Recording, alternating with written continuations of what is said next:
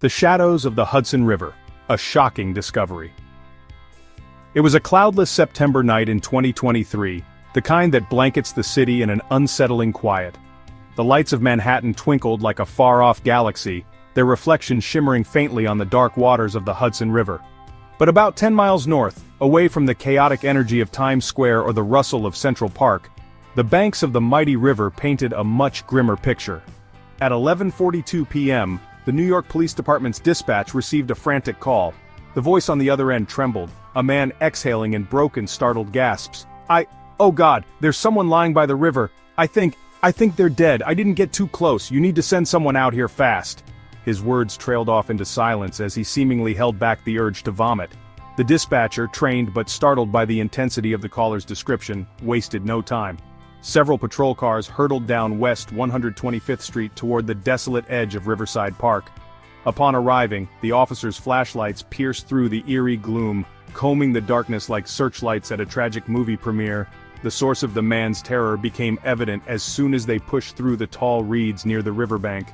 There, sprawled unnaturally on the damp, uneven ground, was the nude body of a young woman, her pale, lifeless skin illuminated under the harsh beams of their lights. She lay face down, her limbs stiff and oddly splayed, with no apparent belongings except something odd. Close to her outstretched hand, almost as though discarded carelessly yet deliberately, was a scrap of paper, soaking in blood under the moonlight. An officer bent down cautiously, pulling on a pair of latex gloves. "It's a lottery ticket," he muttered in disbelief, holding up the bloodied rectangle of pulp like it carried the answer to all the unasked questions. The ticket was torn almost in two, a piece missing from the corner as though it had been violently ripped in a struggle. "Jesus Christ," Detective Amanda Collins, one of New York's seasoned investigators, muttered under her breath as she arrived at the scene minutes later.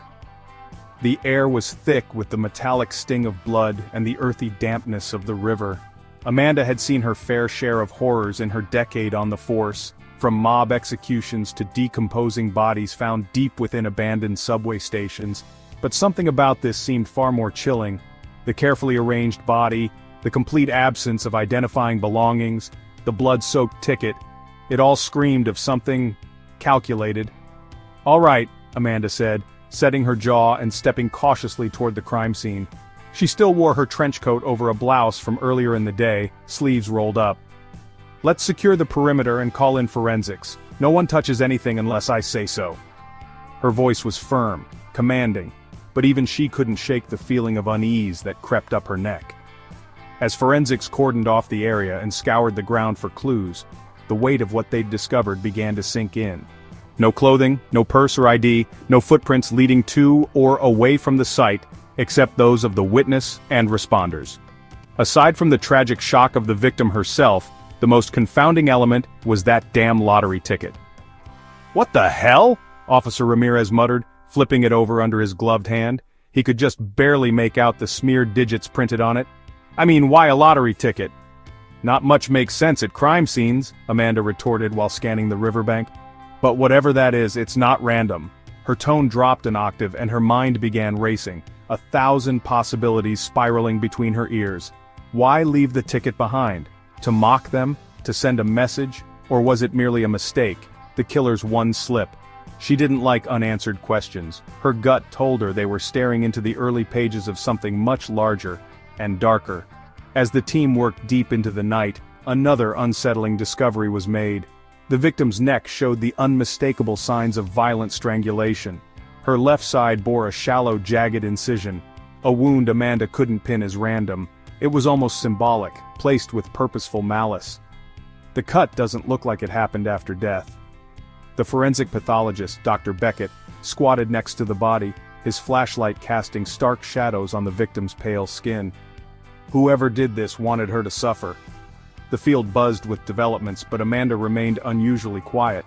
She stared at the water lapping gently against the banks just a few feet away. Were they looking at a rage-filled killer with no control? Or was this someone far worse? Amanda's instincts told her they were dealing with a methodical mind, someone who left that lottery ticket as more than just an oversight. It was something much, much worse, perhaps a macabre calling card. "Collins!" Ramirez called out from behind her, breaking her thoughts. "We've got nothing on the ID front." No one's reported a missing person matching her description yet, and we didn't find any prints or personal items at the scene. No one just disappears, she replied, spinning back, her expression hardening. She has to belong somewhere, and whoever did this, they didn't choose this place randomly. As dawn crept over the New York skyline, Amanda and her team packed up the scene. The victim's body had been carefully taken for an autopsy, and the lottery ticket was secured in an evidence bag, its frayed edges and discolored surface sparking countless questions none of them could yet answer. The Hudson River, silent and indifferent, continued its sluggish journey south under the golden light of morning, but the shadow of what had unfolded there hung heavy over everyone present. Little did Amanda know this would just be the beginning. The next few weeks would drag the NYPD into a storm of fear, riddles, and death that no one could have prepared for. Somewhere out there, the person behind this was still free, still breathing, and Amanda had the sinking feeling that the lottery ticket now in evidence lockup was only the first mark of many to come. A desolate scene and gruesome details. The spot where the body was found was no place anyone wanted to linger after dark. Riverside Park, north of Manhattan's buzzing core, could look haunting in the moonlight, a stretch of sprawling reeds and quiet trails that seemed designed to amplify the unsettling. Long shadows crawled across the damp earth as the occasional rustle of unseen creatures added a sinister soundtrack to the officers' meticulous work. Detective Amanda Collins crouched amidst the reeds, her flashlight trembling slightly in her hand. The victim, a young woman, maybe 22 or 23, lay face down on the uneven riverbank. Her bare skin gleamed palely under the brutal glare. Amanda noted the rigid stiffness of her body, the way her arms splayed out at unnatural angles. Her clothless state only amplified the gravity of the situation. So damn calculated, Amanda muttered under her breath, her voice barely audible against the lapping of the Hudson River a few feet away. It wasn't the first homicide Amanda had worked, and she knew it wouldn't be the last. But even so, something about how this victim was left gnawed at her. There was thought here, something purposeful, even theatrical. Whoever had done this wasn't acting out of blind rage. "Collins!" Officer Ramirez, standing a few feet to her left, called out in a hushed, uneasy tone, making her glance up sharply. "You're gonna want to see this." Amanda rose slowly and headed toward him, her boots squelching against the damp soil. Ramirez was knelt next to the victim, carefully balancing something small and crumpled in his gloved hand. "What is it?" Amanda asked warily, stepping closer to get a better look. "It's a lottery ticket," Ramirez said, his voice heavy with disbelief. The stark incongruity of his statement hung in the air, and Amanda leaned in to inspect it. The ticket was torn nearly in two, its upper edge splattered with blood. It was mangled, one corner nearly ripped off, as if it had been violently grabbed or fought over. "A goddamn lottery ticket?" Amanda hissed, struggling to suppress the doubt creeping into her voice. Beneath the tape markings and smeared numbers, the paper looked soaked with moisture from either the night's humidity or the victim's blood. Precise, confusing. Why leave this behind? Moments like this cracked the veneer of Amanda's seasoned composure. A bizarre detail like this didn't point to chaos. It pointed to control. Flipping the ticket over carefully, Ramirez gestured toward the faint remains of printed digits. "You can't even make out the top row, but it looks like the last two numbers are 38? Amanda tilted her head. "And what the hell is that supposed to tell us? People don't just leave bloody lottery tickets unless they want someone like us to notice." She looked back at the victim, her eyes narrowing. "Whatever it is, it's important, or at least the killer thinks it's important. But why? A taunt? A message? Or, Amanda thought uneasily, was the killer leaving behind a twisted breadcrumb trail for reasons only they understood? Meanwhile, the forensic team was combing the immediate area with grim efficiency, their flashlights illuminating the fragmented puzzle of reeds, dirt, and bloodied grass. Each step left fresh footprints in the mud, a frustrating addition to the witnesses' earlier tracks that meandered unevenly from the pathway. Dr. Jonathan Beckett, the forensic pathologist on call that night, arrived minutes later with his signature calm professionalism, a clear contrast to the rising tension enveloping the scene. He knelt beside the body, examining what remained of the victim's dignity with gentle hands. "There's clear petechial hemorrhaging around the eyes," he stated clinically, tilting the victim's head ever so slightly. His flashlight illuminated her neck, revealing dark bruised ligature marks circling her throat. "Strangulation," he concluded before looking up at Amanda. His forehead creased faintly. "Violent, this wasn't quick. The amount of pressure it takes to create this kind of bruising means—" "The bastard wanted her to suffer," Amanda finished sharply. She took a controlled breath, forcing herself to meet Beckett's steady eyes, before turning her gaze back to the pale form lying before them. "There's more," Beckett said grimly, brushing his hand over the victim's left side. A jagged, shallow cut ran diagonally across her ribcage near her heart. It wasn't deep enough to kill, but carved with just enough care to evoke pain. Its edges were deliberate, almost ritualistic. Amanda crouched closer, her frown deepening as Beckett pointed at the wound. "Intentional, don't you think?" he asked softly, his voice devoid of judgment but laced with experience. Amanda nodded mutely. The incision screamed something personal. Symbolism? A warped sense of art? Or was it just another twisted calling card to leave law enforcement spinning in circles? Every second you stared at a body like this, you watched the killer's personality bleed into the open, even if only in fragments. "There's no visible dirt or debris embedded in the wound," Beckett added as he stood. "Her killer didn't attack her here. This wasn't spontaneous, they carried her." Amanda muttered a curse under her breath, "and left her out here stripped of every shred of evidence. No clothes, no purse, no cell phone. Hell, even her fingerprints have probably been compromised by the water." Ramirez took a cautious step closer, his brows furrowed. "Doesn't this area have regular joggers and boaters passing during the day? Why the hell would someone bring her here, a place that's not really isolated but just offbeat enough?" Because the location wasn't random, Amanda thought. The victim had been left here for a reason. Everything about this murder fed into the same unnerving narrative. It wasn't just opportunistic murder. This was staged, carefully curated like a performance designed to rattle them and perhaps to put on a show for whomever the killer might be watching from the shadows. "Get cast and perimeter prints while we've got the scene," Amanda ordered briskly, her voice rising as she shifted back into command mode. "Every square inch of this place needs to be processed before we lose the light." As the forensics team hustled to work, Amanda allowed herself one more glance at the victim. Her unblinking, half-closed eyes faced the distant Manhattan skyline. That skyline, though picturesque in the morning, seemed haunting now, as if the killer had meant for her final location to contrast the bustling life of the city only miles away. All this time, that same killer might have been across the river, calmly watching those lights while the chaos they'd triggered began to unfold. "It's not going to stop here," Amanda murmured to herself, the sound of her own voice almost drowned by the faint hush of the Hudson's current. The lottery ticket in the evidence bag felt heavy in her pocket, heavy, not because of what it was, but because of what it meant. Something about the choice of this spot, this victim, and this singular bloodied ticket burned in Amanda's mind. Wherever this was going, whatever sick game had just begun, she knew one thing for certain. "This bastard wanted us to find her," she whispered. The torn lottery ticket, a mysterious clue. The lottery ticket rested carefully inside an evidence bag on Amanda Collins's desk, its edges frayed and soaked with dried blood that had turned a gruesome shade of dark crimson. She stared at it for what felt like hours, the hum of fluorescent lights above her filling the silence of the precinct. Against the backdrop of a city that never slept, this seemingly insignificant scrap of paper had captured everyone's attention. "Why the hell would someone leave this behind?" Amanda muttered to herself, leaning back in her chair. There was a deliberate air to its placement. It was close enough to the victim's body that it seemed intentional, yet torn and bloodied, suggesting some form of struggle. To Amanda, this wasn't just a slip-up by a careless killer, it was a move, a calculated one in some sort of game. As if on cue, Officer Ramirez appeared in the doorway holding a folder. He'd been combing through databases and following up leads all night. "Collins," he said, stepping into her office and tossing the folder onto her desk. "It's just a dead-end forensics-wise. No fingerprints, no identifiable markings except for the blood, which, by the way, belongs to the victim. It's clean, too clean." Amanda frowned, picking up the folder and flipping it open.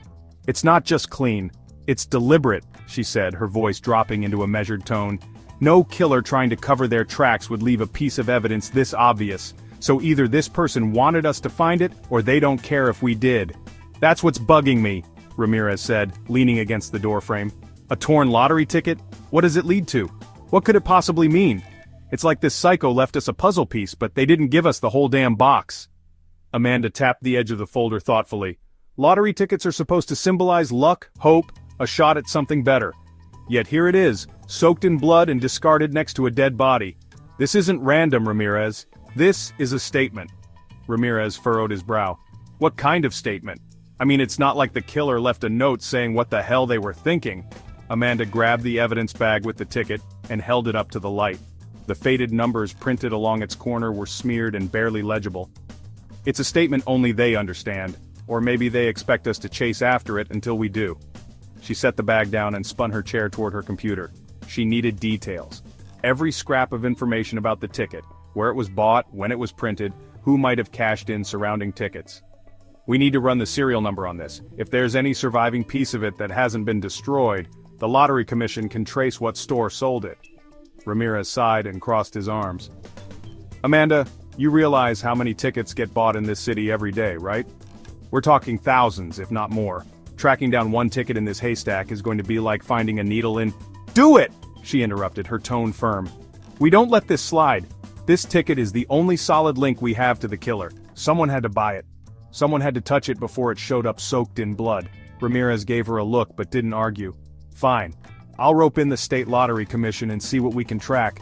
But if you're wrong, this could be a huge waste of time. Amanda didn't look up from the screen as Ramirez left the room. Deep down she knew this wild chase might not lead anywhere concrete, but something about the ticket clawed at her gut. A gut instinct she'd honed over years of chasing down killers. This wasn't a throwaway clue left behind by chance. The killer had wanted them to find it. It had to mean something. Hours later, the results began to trickle in. The serial number on the ticket led to a purchase made at a bodega on the Lower East Side. Surveillance footage from the small convenience store showed an unremarkable figure, an average-looking man in a dark jacket, hood pulled low over his face. He paid in cash, took a handful of tickets, and left. No distinct face, no ID, no credit card trail. Just another needle in an endless haystack. Amanda studied the grainy footage in frustration, watching the man's movements on repeat. Look at the way he moves, she said aloud to no one in particular, pointing at the screen. Deliberate. He's not just buying lottery tickets to pass the time, he's planning something. This guy knows what he's doing.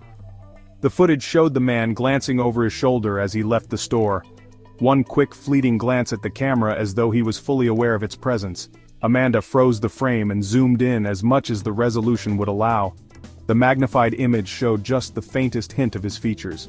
High cheekbones, a clean-shaven face, and a mouth set in a grim line. I don't like this, Amanda muttered. This isn't someone who's afraid of getting caught. This is someone who's testing us. Later that evening, Amanda joined her team in the precinct's conference room. She couldn't shake the weight of the ticket's implications, and it gnawed at her, infecting her thoughts. The victim herself, young, nameless, and utterly stripped of identity, seemed almost secondary to the insidious presence of the ticket. Ramirez was right, it felt like a message. But that begged the question, what the hell was the killer trying to say? Let's unpack this, Amanda began, addressing the team gathered around the table. The bloodied evidence bag sat prominently in front of her. The killer didn't leave any other personal items on the victim, no wallet, no phone, no bag. But they left this, why? What's significant about a torn lottery ticket? Maybe it's symbolic, said Officer Jones, leaning in with a grave expression. Like you said, lottery tickets are about luck, Hope. Maybe the killer is mocking the victim's hope for something better. Amanda shook her head. Or maybe they're mocking us, turning a lottery ticket, something that's supposed to feel harmless, into a weapon, a clue, a breadcrumb trail. Detective Carter, sitting across from Amanda, flipped through his notes. It could also be practical. What if the killer used it as bait, a way to lure the victim to wherever they wanted her? The room fell silent as the weight of Carter's suggestion sank in. Amanda inhaled sharply. It's possible, she said. Anything is possible at this stage. Which is why we treat this ticket as more than just evidence. It's a lead, and it's all we have. The lottery ticket gleamed faintly under the conference room lights, taunting them all. For Amanda, the puzzle was clear. The killer had given them one clue and dared them to figure out how to use it. But how many dead bodies would the answer cost them? The victim chain continues. A pattern emerges. It was just 5 days after the body by the Hudson River was discovered when Amanda Collins received another call that sent her stomach plummeting.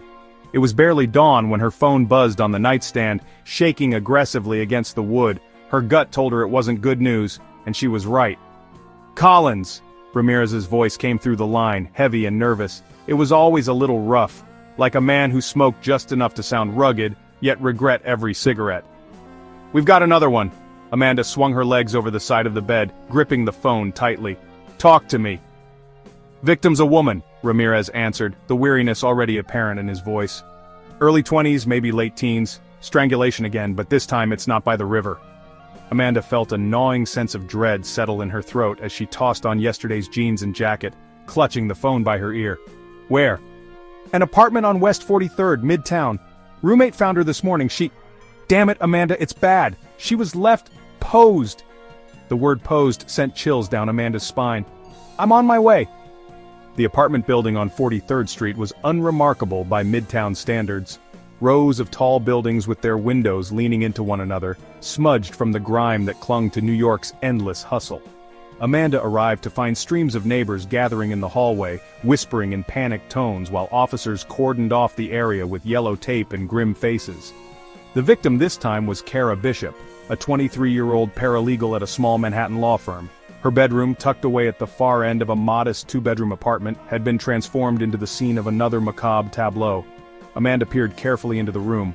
Kara's lifeless body was splayed on the carpet, her arms arranged almost deliberately above her head, while her legs bent slightly at the knees. A ligature mark encircled her neck, a bruised crimson band that told a terrifying tale of torment before death. The precision of it all clawed at Amanda's mind. This wasn't just murder, this was art, at least in the killer's eyes. Her voice was low and firm when she spoke to Ramirez. Anything else unusual? Is there another lottery ticket? The question lingered in the air like smoke, but Ramirez shook his head. No, nothing this time. No paper, no ticket, no clue, just her. Amanda's jaw tightened as she surveyed the scene again. It's the same method, same intent, yet no ticket. Why? Maybe he's trying to throw us off, Ramirez suggested, folding his arms as he leaned uneasily against the doorway. Or maybe the ticket wasn't meant to be a pattern. It was just something in the heat of the moment. Amanda gave a skeptical nod, though she wasn't convinced. The killer's method seemed far too precise, far too deliberate for such a careless drop. She could feel it. Something wasn't adding up. We're missing something, she muttered, her eyes scanning the room. They combed the area for hours, cataloging everything from a cracked ceramic mug on the nightstand to the dirt dragged in from someone's shoes. Yet there was no clear answer as to why Kara had been targeted, or what the killer wanted the police to find. If there was a connection between the victims, it was buried beneath layers of secrets.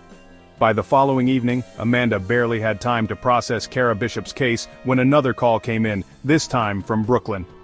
A woman's body had been discovered in an abandoned warehouse in Red Hook, tucked away from view like someone had meant for her to be found, but not immediately.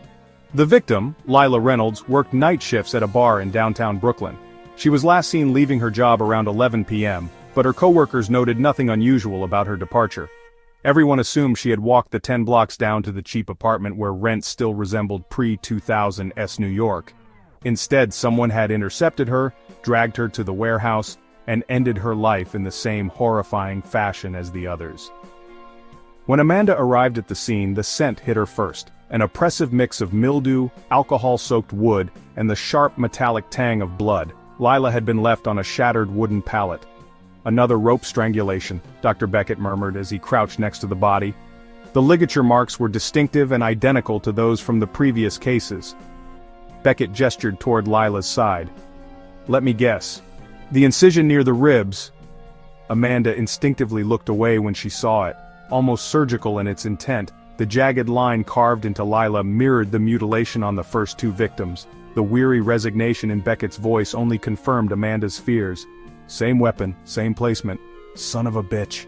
Amanda rubbed her temples, the weight of it all pressing down on her. 3 victims, no connection, and no leads other than the goddamn rope and the killer's signature sadism. More troubling still was the lack of a singular thread linking the victims. Lila wasn't a paralegal or a college student, she wasn't even from the same borough. Her social circle in Brooklyn seemed miles away from whatever life Kara or the River victim had. This guy doesn't strike me as someone doing it randomly, Amanda muttered. So why these women? What do they have in common? You think it's symbolic? Asked Ramirez, jotting aimless notes in his pad. Women alone at night, living modest lives? Something about them make him, I don't know, tick? Amanda leaned forward, her voice grim with certainty. It's not that simple. He's not hunting in one neighborhood or going after a specific type of woman. It's something deeper, something personal, at least to him. A week later there was another victim, and this time, it was Bronx. The body of Alana Ross, a retail clerk in her late 20s, was discovered dumped in an alley just blocks away from the bustling chaos of a Bronx shopping district. Stripped, strangled, and marked by the same eerie incision on her side, Alana's death marked the fourth brutal murder, and erased any lingering doubts among law enforcement. The killer had a rhythm, a calculated pattern, except once again, there was no goddamn lottery ticket. "There's no logic here," Amanda spat, pacing the precinct's conference room late that night. "He leaves one ticket in the first crime scene but nothing on the others. Why? Is he trying to test us? Throw us off?" "There's always logic," Ramirez replied. "Just not the kind we can see yet. For all we know, the damn ticket might be the tip of the iceberg." "Then we dig deeper," Amanda snapped, slamming photographs of the victims onto the table. "Why these women? These locations? Those specific injuries? It's not random." The silence in the room simmered with agreement. As Amanda looked down at the pictures, four faces stared back at her, silent, haunting, and united in death if nowhere else. The lottery ticket felt distant now, a faint echo from the first crime scene, yet it gnawed at the edges of Amanda's thoughts. If the ticket wasn't a mistake, it had to mean something, and if it did, what message were they missing? A scene of horror, in Brooklyn, the third victim. The phone buzzed sharply against Amanda Collins's desk late that evening, cutting through the thick silence of her office. She was hunched over the crime scene notes from the two earlier murders, her pen idly clicking against the edge of her notebook. The faintly scribbled words on the page, strangulation, incision, no lottery ticket, glared back at her as if mocking her lack of progress. When the call came in, she didn't need to look at the screen. Calls at this time of night only meant one thing. "Collins," she answered, her voice clipped, trying desperately to mask the exhaustion lacing her words. "You're going to want to get down to Red Hook." Ramirez's voice came through the line, graver than usual. "Third victim, same MO, they just found her in an abandoned warehouse." Amanda's heart dropped, the dread that crawled up her spine, now all too familiar. Without a word she grabbed her coat and badge off the chair and was out the door within minutes. The faint hope that the previous murders might have been isolated, some bizarre coincidence, evaporated. A pattern always carried momentum. A third victim only solidified what they had been fearing. A serial killer was loose in New York City, and he was only just beginning to paint his mark. Red Hook wasn't the kind of neighborhood where people asked questions. Old warehouses sprawled across the industrial district like looming skeletons of a bygone era, many of them empty or decaying behind locked gates. It wasn't unusual for crime to bury itself here, visible only to those who knew where to look. By the time Amanda arrived at the scene, the warehouse was already cordoned off by yellow tape, the hum of police radios and the murmur of officers filling the chilly night air. The warehouse itself was enormous, its jagged windows stretching 2 stories high, allowing the moonlight to illuminate fragments of the chaos within. Amanda ducked under the tape and stepped inside. The air was suffocating, a thick blend of mildew and coppery blood that hit her like a punch to the gut. The decay in the room wasn't just from the rusting machinery and broken crates that littered the floor. It came from the lifeless figure sprawled on a shattered wooden pallet near the center. The victim was a young woman, mid to late 20s, her curly brown hair falling limply over one bruised shoulder. She was stripped down as the others had been, her clothing seemingly vanished into nothingness. The unmistakable dark ligature marks wrapping around her neck told the grim story. Her arms had been spread wide, almost cruciform, while her legs were awkwardly bent beneath her. Amanda's jaw tightened as she approached the scene. "Another rope strangulation," Dr. Jonathan Beckett, the NYPD's on-call forensic pathologist, murmured without even looking up. He knelt beside the victim, his gloved hands meticulously combing over her body. His calm professionalism stood in stark contrast to the horror of the crime scene, though even his steady tone couldn't mask the weight behind his next words. "Whoever's doing this isn't just killing, he takes his time." Amanda crouched next to him, carefully avoiding a dark stain stretching out from the body's side. Her eyes locked on a fresh incision, slicing diagonally across the victim's ribcage.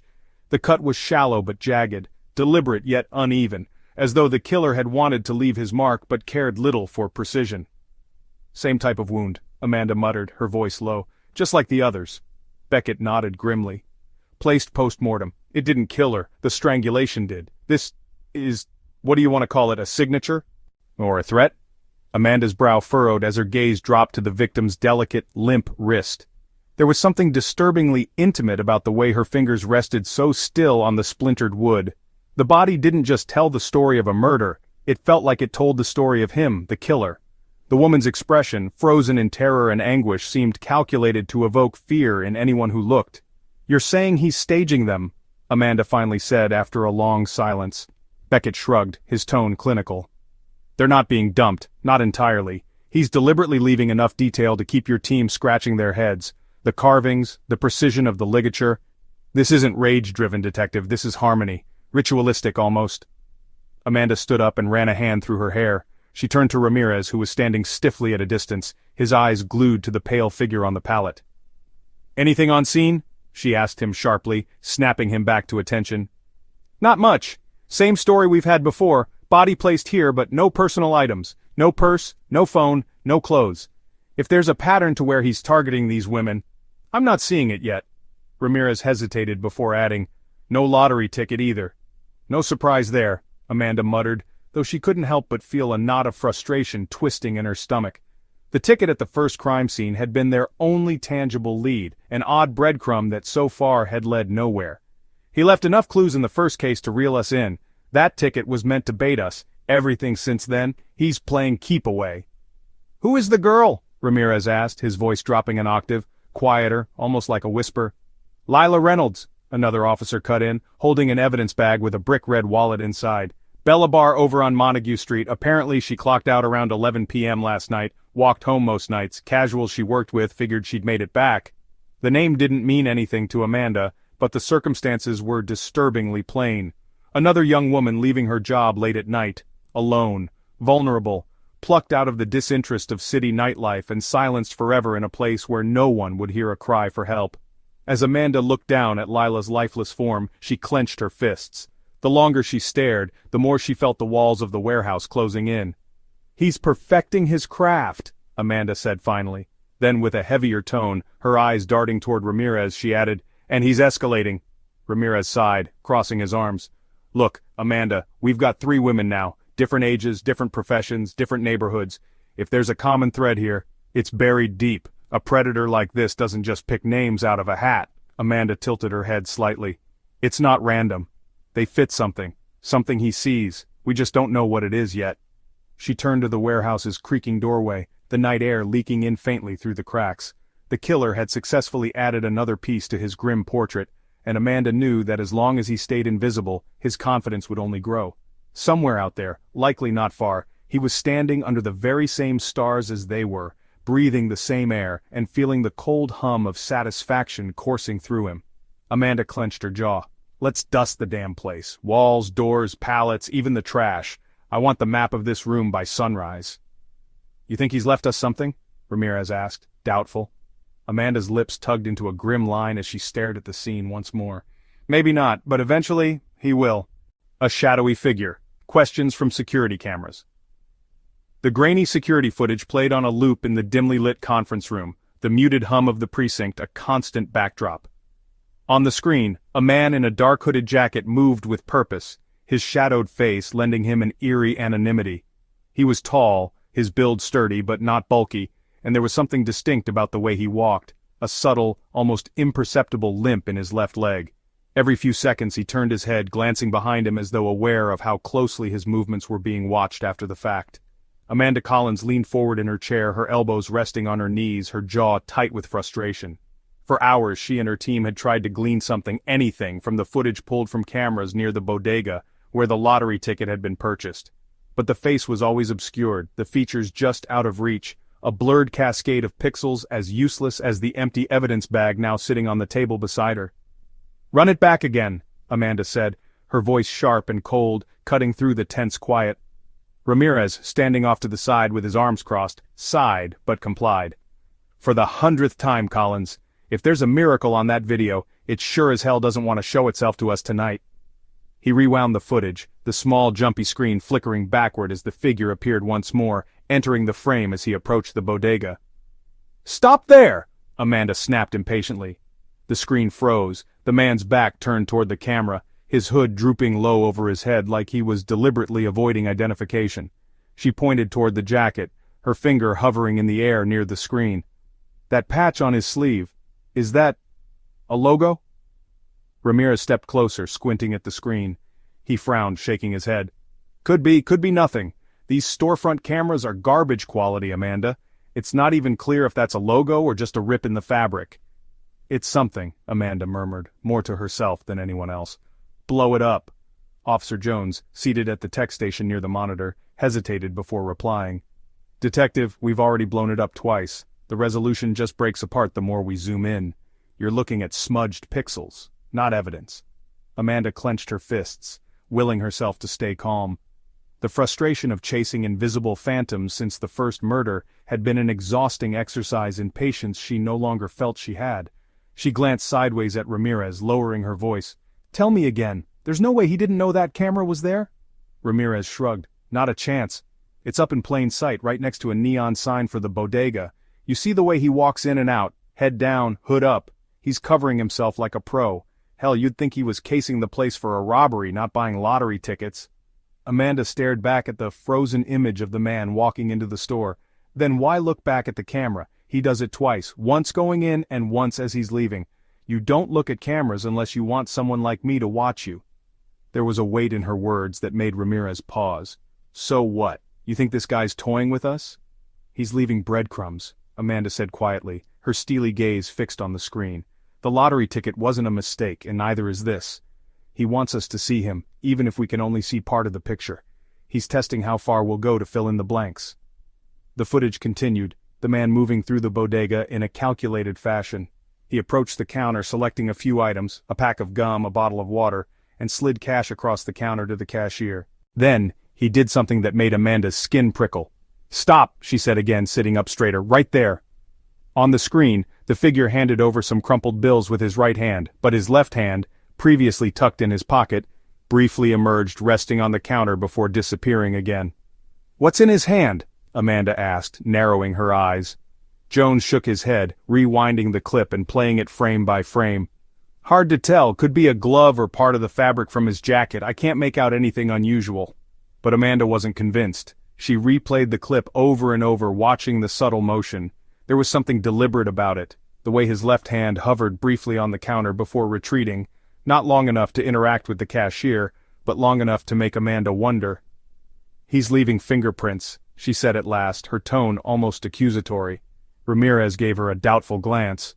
What, just leaving them out there for us? Doesn't make sense. It does if he knows they won't match anything, Amanda shot back. He's confident enough to taunt us, to say, go ahead, try to find me.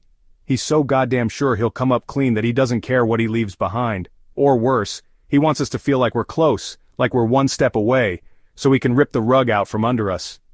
Hours later, Amanda found herself exhausted in every sense of the word, yet unable to pull herself away from the footage. Over and over, she replayed every second of the shadowy figure's appearance, scrutinizing every detail of his body language, the slight hitch in his stride, the subtle tension in his shoulders, the way his head dipped as though in thought before he turned out of the bodega. Anything? Ramirez asked, stepping into the darkened room with 2 cups of coffee in hand. Amanda didn't answer immediately. She nodded toward the screen, rewinding once more to the man's exit from the bodega, specifically, the lingering second before he left, when he turned his head to glance directly at the camera. He knows, Amanda murmured, her voice eerily quiet. Look at that, he's staring at us. Right into the lens. You can't tell me he didn't know what he was doing. This isn't just a shadow, Ramirez. It's a message. Ramirez leaned against the wall, taking a sip of his coffee. Let's say you're right. Let's say this piece of shit is playing with us for kicks. What do we do with that? How does it help us nail him? Amanda rubbed her temples, the weight of the question hanging heavily between them. We watch every second of this footage until we know him better than he knows himself. He slips up somewhere, even if it's a goddamn twitch of his hand. The next morning, the tech division ran the footage against additional databases, looking for more corroborating shots of the same man. It didn't take long to track him moving through different parts of Brooklyn, appearing on and off camera in seemingly random locations. Always the hood, always the limp, but never close enough to fully reveal his face. Amanda stared at the growing map of sightings, her gut tightening. This wasn't just a man slipping through the cracks. This was a ghost who knew exactly how to haunt them, and who had no intention of stopping. When we catch this guy, Ramirez muttered as they left the room, he's gonna wish he stayed in the shadows. Amanda didn't answer. She didn't need to, because somewhere out there beneath the neon glow of city lights and the hum of restless streets, she knew the man on the screen was already planning his next move. The lottery ticket left behind. An expanding investigation. The lottery ticket had clung to Amanda Collins's thoughts like a parasite. By now, the blood-specked scrap of pulp had been photographed, scanned, cross-referenced, and examined by nearly every division in the department. It was evidence, yes, but it was also something far more irritating, an enigma. Every time Amanda revisited it, she felt like it was staring at her mockingly, daring her to decipher its meaning. Her desk in the precinct was buried beneath folders and reports from leads, none of which had gone anywhere tangible. The torn ticket sat at the center of it all, encased in its evidence bag like a trophy. That one clue, so small, so maddeningly simple, it meant something, it had to mean something. That gnawing certainty had fueled the precinct's efforts for the past week, pushing Amanda and her team to run down every avenue connected to lottery sales in New York City. They'd pulled serial numbers, traced tickets, hassled small business owners, and run through mountains of security camera footage. But the killer? He was nowhere to be seen, except for that one faceless hooded figure on the convenience store footage. "Tell me you've got something for me," Amanda said, not looking up as Ramirez dropped another stack of files onto her desk with an audible thud. He raised his hands defensively. "Depends what you call something. State Lottery Commission pulled through with their results. It's all in there. Dates, times, transaction logs, but I'm warning you now, it's not exactly the smoking gun you're hoping for." Amanda exhaled sharply, her patience thinning with every empty lead they followed. Still, she cracked the file open. The Lottery Commission's detailed report spilled across the pages inside, noting every ticket purchased from the bodega in the Lower East Side on the night the torn ticket's serial number was printed. Her eyes scanned the document, her pencil tapping rhythmically on the desk. The report confirmed what they already knew. A single bulk purchase of lottery tickets, 50 in total, by an unidentified buyer, paid for in cash, no credit card trail, no name, no ID, just 50 blank slips of supposed hope burned into the system. "It's never easy, is it?" she muttered to herself as she flipped a page. "That's just it, Collins," Ramirez said, leaning against her desk. "It's too easy. No one pays cash for 50 tickets unless they want to stay invisible. Whoever this guy is, he's deliberate.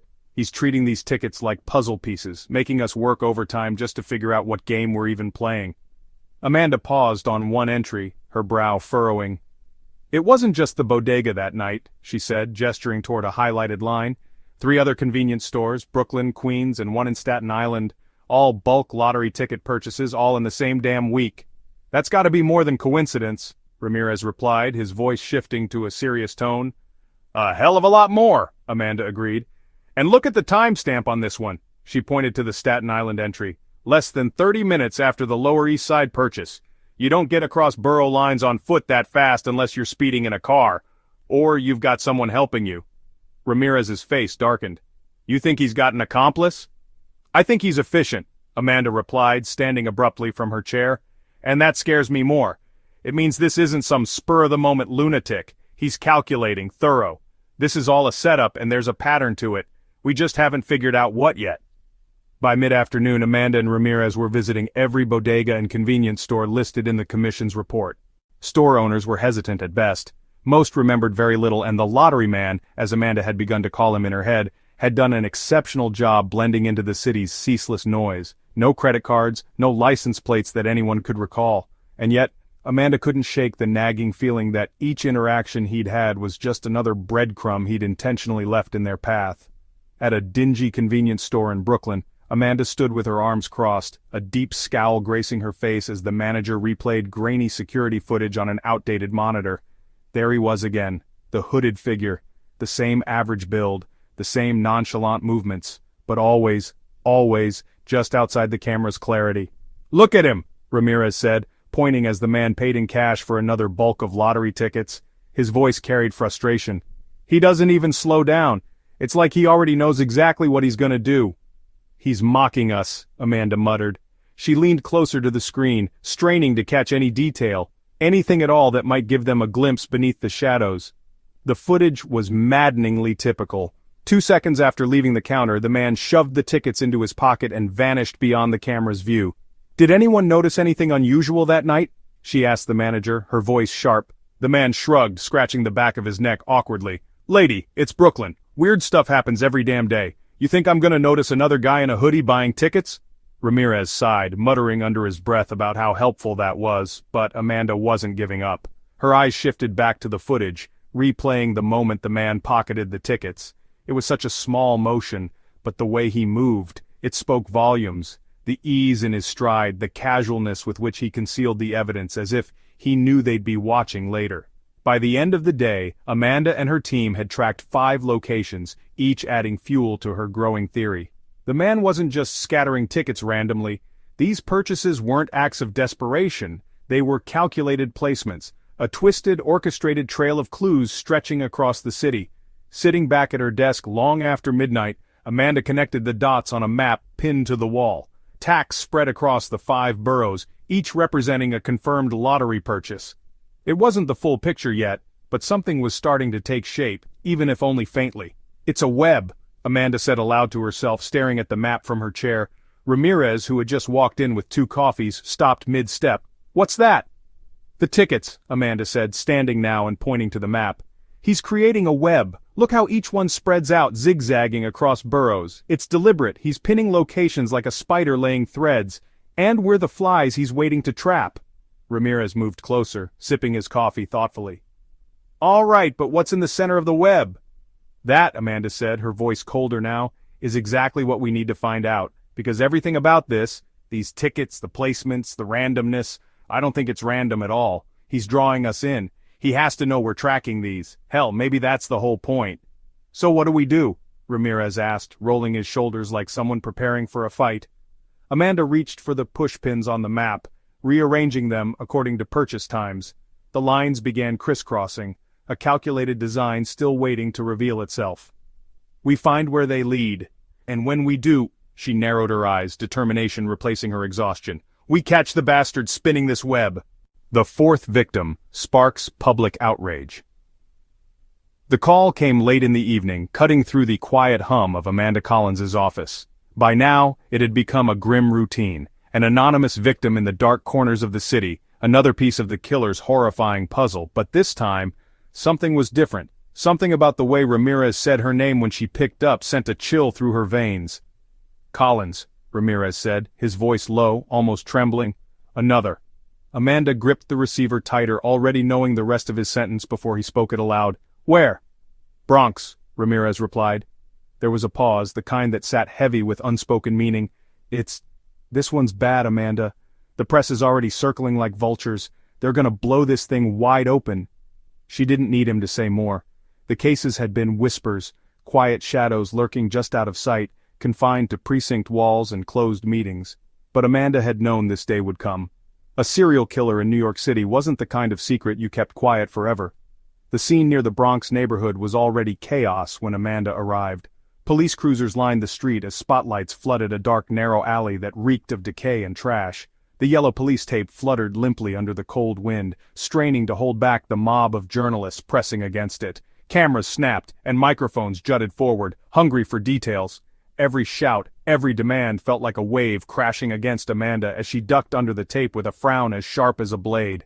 "Detective!" someone shouted from the throng. "Is it true this is the 4th murder? Is there a pattern yet? Is there any official word from the city about a serial killer? Amanda, do you have—" She ignored each one, tightening her coat around her shoulders as she stepped into the folds of the crime scene. The crowd's murmur carried far behind her, amplified by a tension she could feel humming in the air. People weren't just watching anymore, they were panicking. The alley was narrow and damp, shielded from the glow of the street lamps that flickered unevenly a block away.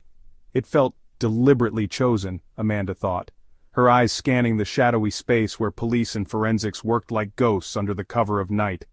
The killer didn't want the victim to disappear. He wanted her found.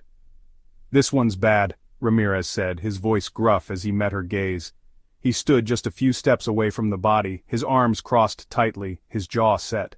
Amanda followed his eyes down to the 4th victim. She was young, mid to late 20s, Amanda guessed.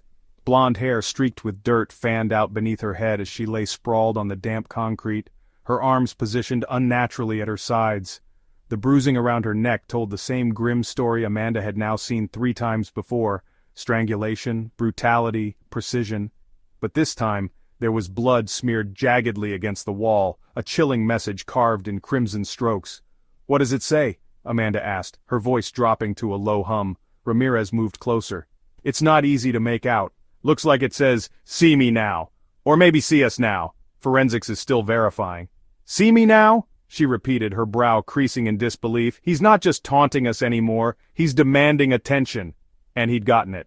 Dr. Beckett crouched near the body, his flashlight casting stark shadows over the victim's pale skin as his gloved hands worked swiftly. Amanda knelt beside him, waiting for his grim report. It didn't take long. "Same strangulation marks," Beckett said without looking up. "Ligature used again. This guy's a broken record when it comes to his methods. But the positioning of the body—" He gestured toward the victim's deliberately folded legs and the peculiar tilt of her head. "He's feeling bold now. It's staged like a message, not just a kill." Amanda kept her face expressionless as her stomach churned. "And the blood on the wall? That hers?" "Most likely," Beckett replied grimly. "It's shallow, but there's an incision along her left hand, like he took just enough for whatever the hell that message is supposed to be." He paused before adding, "It wasn't enough to kill her. He made sure the strangulation did that." Amanda felt a cold wave crawl up her spine, methodical, theatrical, controlled. She glanced back at the bloodied wall as if it might start speaking to her, its jagged letters shaking under the harsh light. "What the hell is he trying to pull, Amanda?" Ramirez hissed as they stepped away from the body. His voice carried a sharp edge, frustration mingling with fear. "He's not just killing anymore.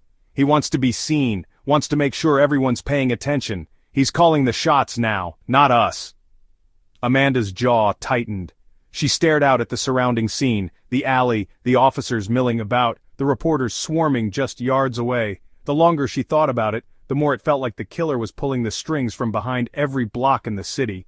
He was clever. Every move felt deliberate, a step ahead of them in a game they hadn't even realized they were playing. "Ramirez," she said quietly, her voice steady, "he's never been subtle. Every detail has been about control. The victim placement, the random lottery ticket, the clean crime scenes. He's been building to this. He wants the spotlight now." "Well, he's got it," Ramirez said bitterly. He jerked his thumb toward the flashing cameras just beyond the tape. "You think it's bad now? Wait till the first headline says Serial Killer Hunts NYC. People are already scared shitless." He wasn't wrong. By the time Amanda re-entered the precinct later that night, the murder was all over the news. Every channel replayed images of the alley or a detective escorting the victim's body to the coroner's van. Reporters speculated endlessly. Was New York City in the grip of a madman? Were the crimes linked? What was being done to stop them? Amanda ignored the noise, her eyes fixed on a map pinned to the wall of the conference room. 4 victims, 4 boroughs. It wasn't random. It couldn't be. Less than 24 hours later, the precinct phone lines had exploded. Tips poured in from every corner of the city. Most of it was useless. Hysterical neighbors reporting someone suspicious looking at them in a grocery store, false confessions from attention seekers, vague claims that someone knew the killer without offering any real proof. But buried within the chaos were whispers of outrage from the city. Citizens were scared, parents were frightened to send their kids to school, businesses argued over whether curfews should be put in place, and people started locking their doors hours before sunset. By midnight, Amanda joined Ramirez in the conference room once more, their faces illuminated by the glow of pinned maps and scattered surveillance images.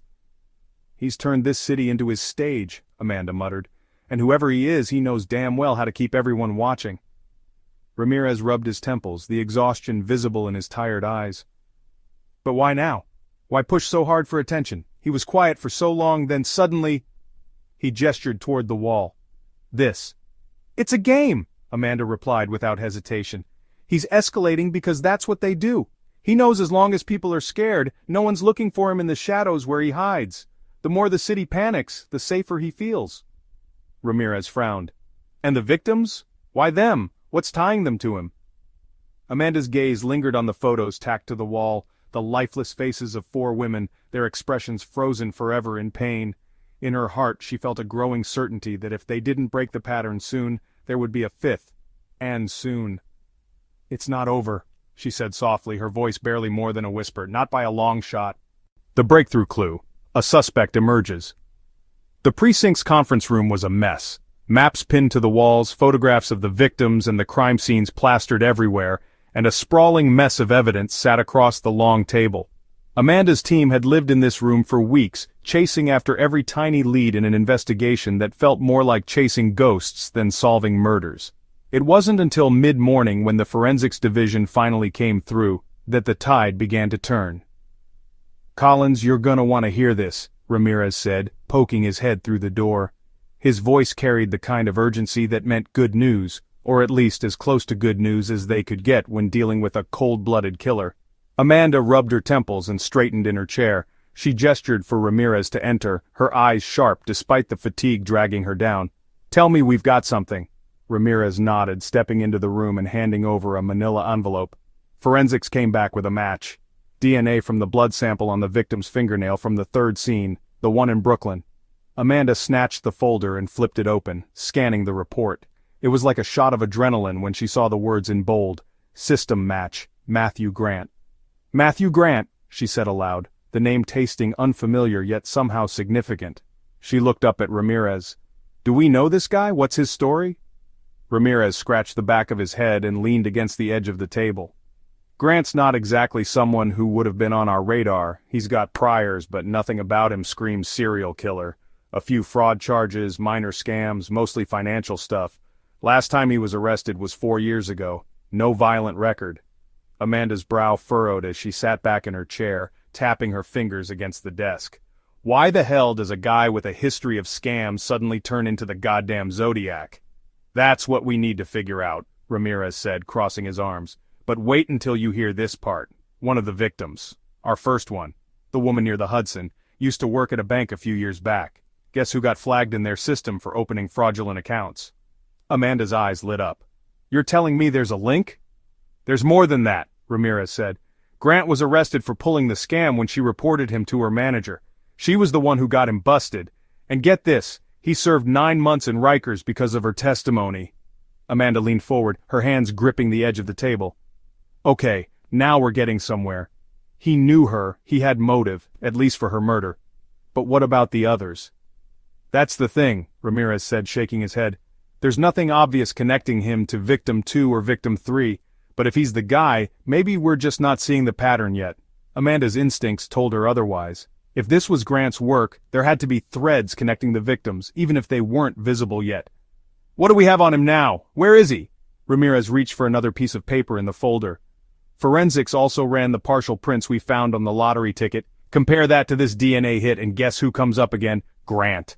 Amanda stood, pacing the room as the pieces began to snap into place in her head.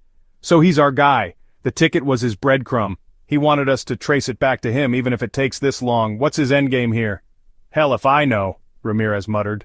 "But there's one more thing. Grant's name is in the system, but he's been off the radar ever since he got out of Rikers. No stable job, no registered address.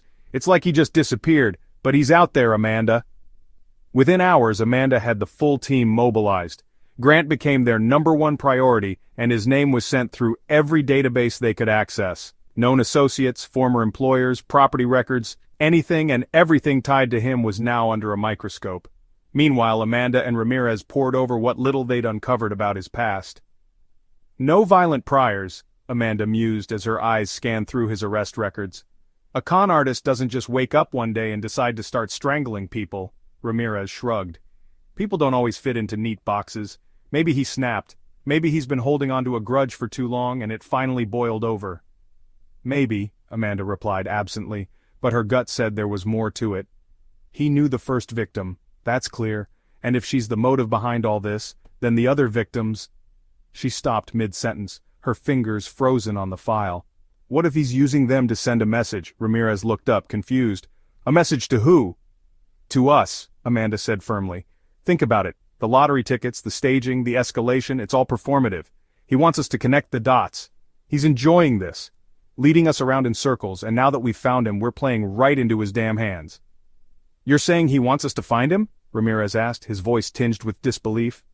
"Why the hell would he do that?"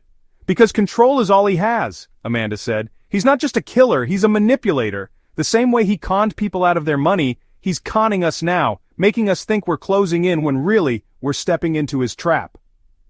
Later that evening, a tip filtered in from one of the surveillance teams. A man matching Grant's description had been spotted near an abandoned warehouse on Staten Island, walking alone, hood up, fitting the same shadowy silhouette they'd seen on security cameras. "We've got movement," Amanda told the team, her adrenaline spiking. "This could be it. Let's move." By the time they arrived at the location, the area was eerily quiet. The warehouse loomed like a giant specter, its windows shattered and its walls covered in graffiti. Amanda gave the signal, and the team fanned out, weapons drawn, every step crunching against broken glass and debris. Inside the air was thick, musty and still, as though it hadn't been disturbed in years, and yet, there were signs of life. A faint glow spilled out from deeper within, leading Amanda down a narrow hallway that opened into a wide, empty space. And there he was. Matthew Grant stood near the center of the room, his hands resting casually at his sides. He didn't seem startled or afraid. In fact, he looked almost calm, like he'd been expecting them. He glanced up, a faint smirk tugging at the corner of his mouth. "Detective Collins," he said, his voice smooth and even. "I was wondering how long it would take you to find me." Amanda tightened her grip on the gun at her side. Her heart was racing, but she kept her expression hard, unreadable. "It's over, Grant. Don't do anything stupid." Grant chuckled softly, his eyes glinting in the dim light. "Oh, Detective, I've been the one holding the cards this whole time. You're just catching up." The breathtaking manhunt. The night was cold, the kind of biting chill that seemed to creep through every layer of fabric Amanda Collins wore. She stood outside the abandoned industrial warehouse in Staten Island, staring at the imposing structure in front of her. The building loomed like a dormant beast, its shattered windows and crumbling facade hiding whatever twisted secrets lay inside. This was it. After weeks of chasing shadows, endless dead ends, and sleepless nights scrutinizing evidence, they had finally cornered Matthew Grant. "Amanda!" Ramirez's voice pulled her from her thoughts. He stood beside her, his breath visible in the cold night air. "We've got surveillance on the south side. He's definitely inside. Uniforms have the perimeter locked down tight. There's no way he's getting out." "Good," Amanda said, gripping her service weapon tightly. She turned to the SWAT officer waiting nearby. "What's the entry plan?" The SWAT leader, a man named O'Connor, unfolded a map of the warehouse. He spoke briskly, pointing at key locations on the blueprint. "Our team breaches from the east entrance. It's the least cluttered route. Second team will take the north side. It's tighter but more likely to flush him toward the open loading bay at the south." "And if he bolts for the south?" Amanda asked, her tone sharp. "That's where you come in," O'Connor replied. "Your team holds position by the southern exit. We corner him, no matter which way he tries to run." Amanda nodded, her heart pounding like a drum in her chest. She glanced around at the other officers gripping their weapons, their expressions steeled and focused. It was a scene she'd seen countless times before, calm before the storm. But this wasn't just any storm. This was the final step in a game Matthew Grant had been orchestrating from the start. "We go in silent," Amanda said to her team, her voice low but firm. "This guy's clever. He's probably expecting us to come charging in with sirens, but I want him disoriented. He doesn't get the luxury of being 2 steps ahead this time." Ramirez raised an eyebrow. "You ready to face him, Collins?" "I mean face to face?" Amanda's jaw tightened.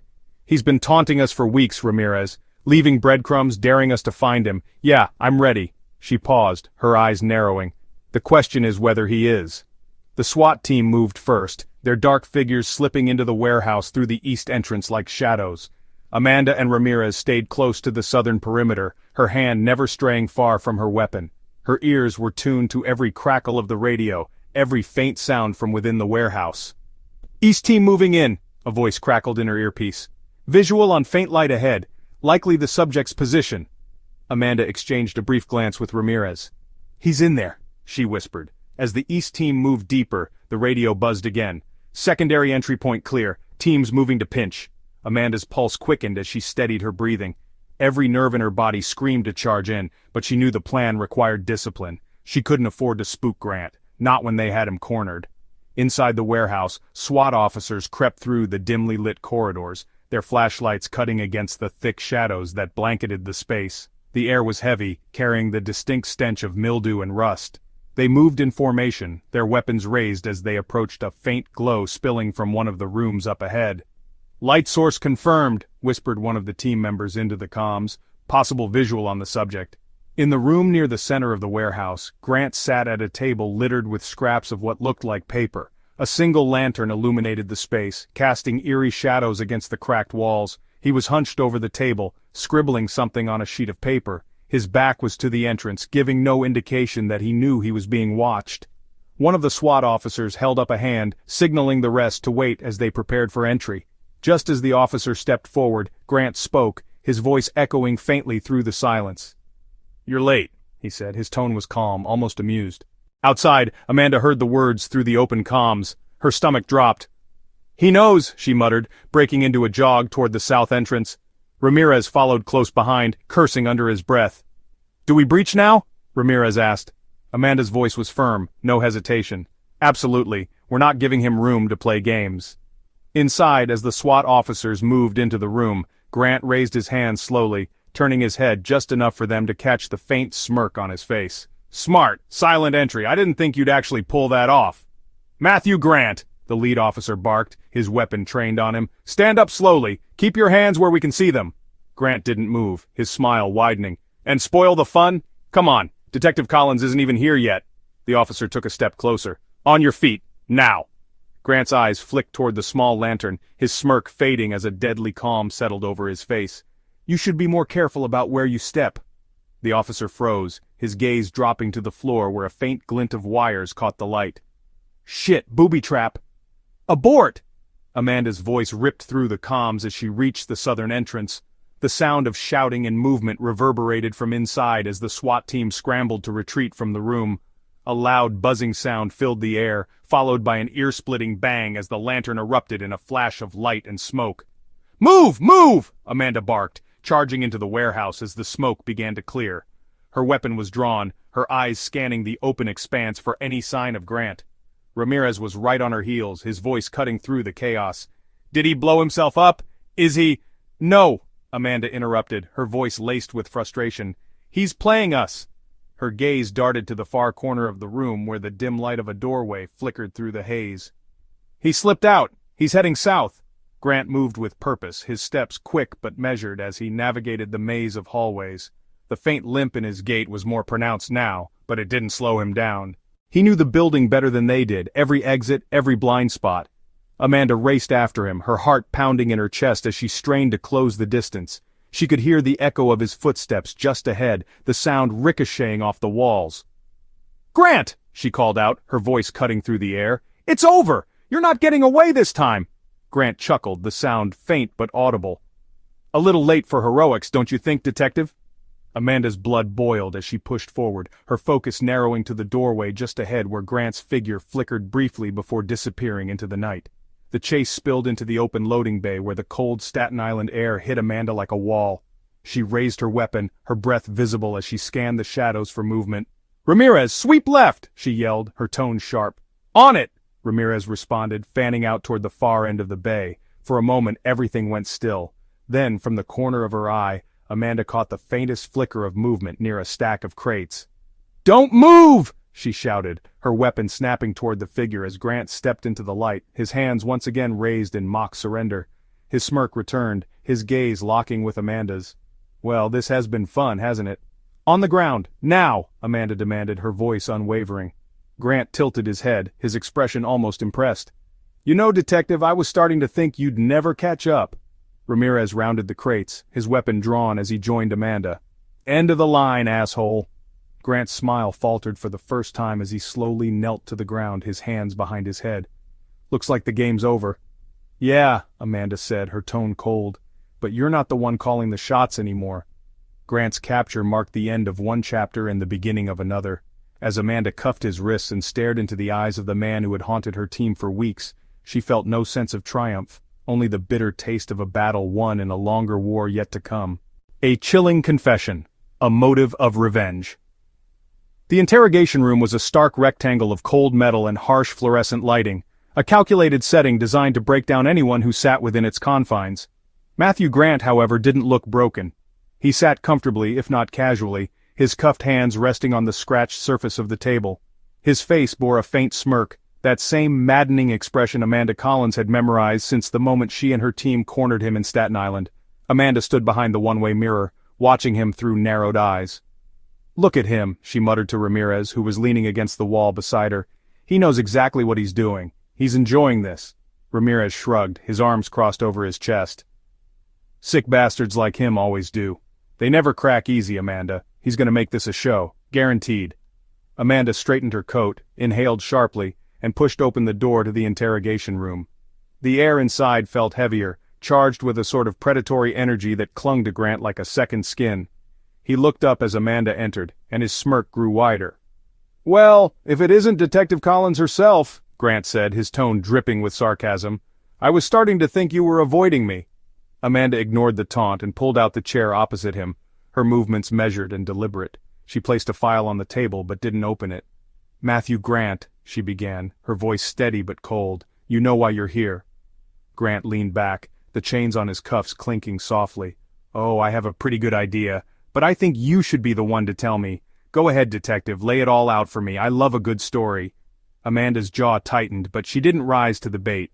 4 women are dead, Grant, 4 lives taken, 4 families destroyed, and we have your DNA tying you to at least 2 of those scenes. You're done, and you know it. The question is why, so why don't you save everyone some time and tell me why you did it? Grant tilted his head as if considering her words like a lawyer preparing a statement. Then he let out a soft chuckle. "Why, you want to know why?" His smirk faded, replaced by something colder, darker. "Because they had it coming, detective." Amanda's eyes narrowed. "They had it coming? You're talking about women who had nothing to do with you. Innocent women who were just trying to live their lives." "Innocent?" Grant snapped, leaning forward, his tone sharpening like a blade. "Don't you dare call them innocent! None of them were innocent! They were parasites, liars, users! Do you know what it's like to be discarded? To be treated like you don't matter? Because I do! I've spent my entire life being used by people like them, the first victim especially." Amanda leaned forward as well, her elbows resting on the table, her voice edged with steel. "So it all started with her? The woman by the Hudson River? She reported you for fraud, didn't she?"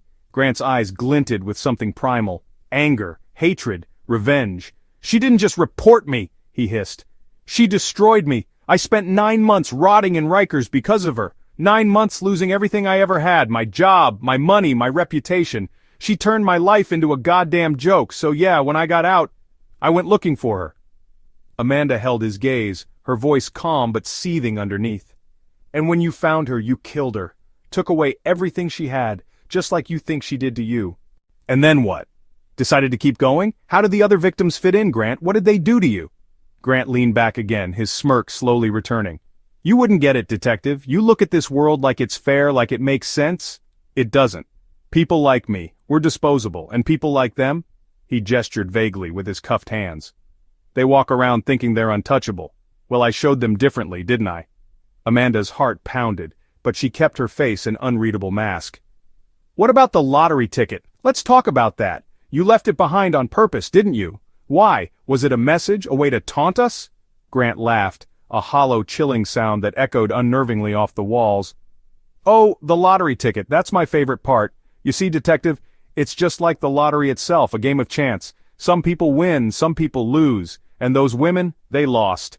Leaving the ticket was my way of marking the occasion, of showing you just how random life really is. Funny, isn't it? How something that's supposed to bring hope can also mark the end." Amanda let the silence hang in the air for a moment, watching him closely, studying the sneer on his face and the madness in his eyes. "Random, huh? Is that what you tell yourself to make this easier? That this wasn't about you lashing out, trying to prove you had control over something you've never been able to control?" Grant's expression darkened, the smirk twitching at the edges. "Control? You think this was about control? You really don't have a clue, do you, detective? This wasn't about power. This was about balance. People like them tipped the scales one way and I just tipped them back." Amanda leaned back in her chair, her mind racing. He was rationalizing it, wrapping his violence in layers of twisted justifications. It wasn't about random chance, there was something far more deliberate underlying his actions, something he wasn't giving up yet. "And the others?" she pressed, her voice softer now, calculated. "The second, third, and fourth women. You never even knew them, did you? Or did you?" Grant hesitated, his gaze flickering for just an instant. "No, I didn't know them," he admitted finally, his voice dropping to a near whisper. "But they symbolized something, each of them. They reminded me of her, that first woman, the one by the Hudson. They had that same look in their eyes, like they thought they were better than me, cleaner, smarter, untouchable. I made sure they weren't." Amanda's stomach churned, but she didn't flinch. "So this was never about them, was it? It was about you. About playing God." His smirk reappeared, but faint this time. "Call it what you want." There was nothing more chilling than the calm in his tone, his complete lack of remorse. Amanda stared at him for a long moment, her body tense but her mind steady. She stood abruptly and gathered the file from the table. "You're going away for a long time, Grant. You won't hurt anyone ever again."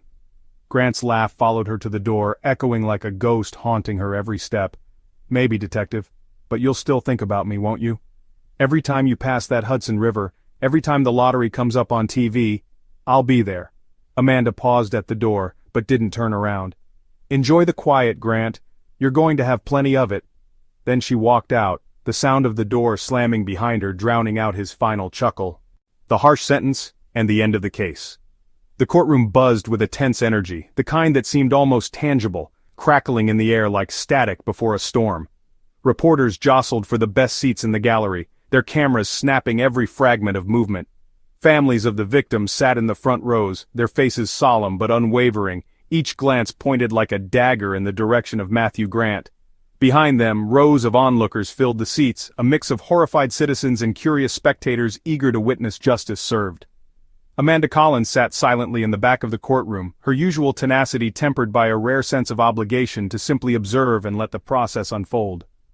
She had put in the work, countless hours combing through evidence, sleepless nights poring over files, and weeks of chasing Grant through every shadow he'd left behind. This part wasn't hers to own. This was the city's turn. "Will the defendant Matthew Grant please rise?" the judge said, his voice cutting through the hushed murmurs of the crowd. Grant stood slowly, his shackled hands clanking as he adjusted himself. He looked different now, thinner, pale, like a man whose arrogance had been drained away, replaced with something hollow. Yet, his eyes still carried that chilling glint of defiance, a quiet rebellion against the weight of the justice about to crush him. Judge Michael Reynolds cleared his throat and scanned the courtroom before delivering his verdict. After extensive deliberation, this court finds the defendant guilty on all counts, including 4 charges of first-degree murder, each with evidence of premeditation and extreme malice. Additionally, the court has taken into account the defendant's taunting behavior and lack of remorse. The families in the front rows shifted at this moment, some clutching tissues, others gripping the seats in front of them like anchors. Amanda's eyes glanced toward them briefly. She wondered what they saw in Grant, the man who had taken so much from them, sitting there with nothing left to offer but his cold detachment. "For these crimes, Matthew Grant," the judge continued, his steady voice seeming to reverberate through every corner of the room, "this court sentences you to death by lethal injection. May you find in yourself the reflection of the pain you have caused, and may justice finally bring peace to the families of your victims." The gallery erupted in a murmur of mixed emotions. Gasps and quiet sobs intermingled with the scribbling of journalists rushing to report on the sentencing. Amanda, arms crossed, let out a small, shallow exhale she hadn't realized she'd been holding. Ramirez, seated next to her, leaned in. "Justice finally landed," he said simply, his voice low. Amanda nodded, but didn't speak. She kept her eyes fixed on Grant as he sat down following the announcement of his fate. He hadn't flinched. Of course he wouldn't.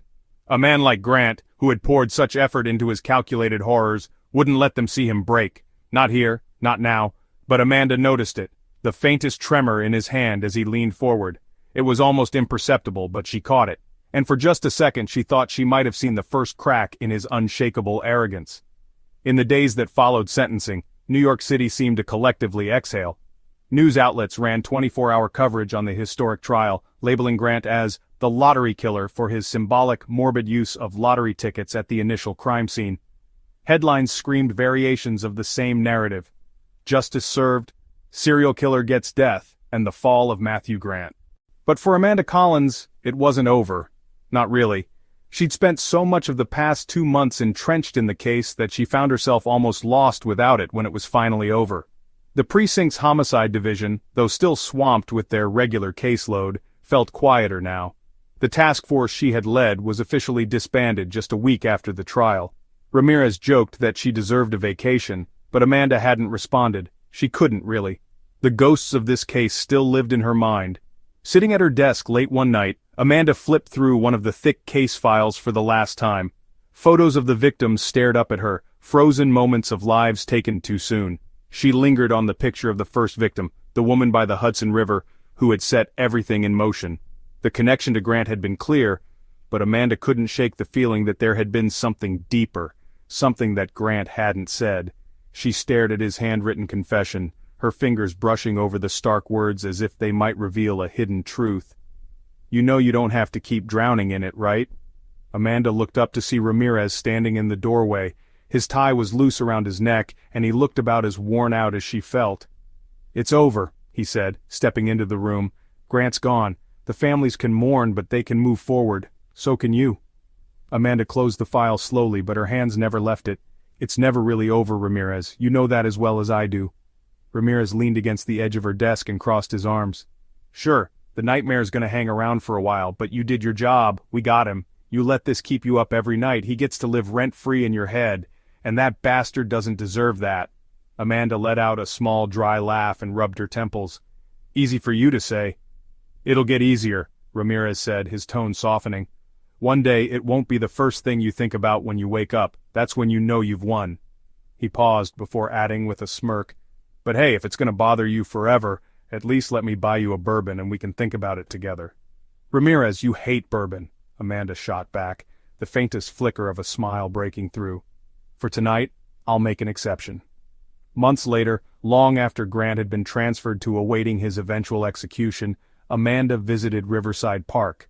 The spot where the first victim had been found still held an eerie silence, though the reeds along the riverbank swayed gently in the wind. It looked peaceful now, but Amanda's chest tightened as she stood there, staring at the water where everything had begun. The wind carried a subtle chill, and for the first time since the case started, Amanda felt herself exhale deeply, fully. The city had moved on. The families of the victims could begin to rebuild. Her job was over, and yet, she would carry pieces of this case with her for the rest of her life. As she turned to leave, she thought about Grant's final words in the interrogation room, his haunting promise that he'd always linger in the back of her mind whenever she thought of the victims or the lottery ticket. But as the light of the setting sun bathed the river in gold, something inside Amanda whispered back, "No, you won't." She walked away, her steps steady, the ghosts of the victims still with her. Not as burdens, but as reasons to never stop fighting for justice.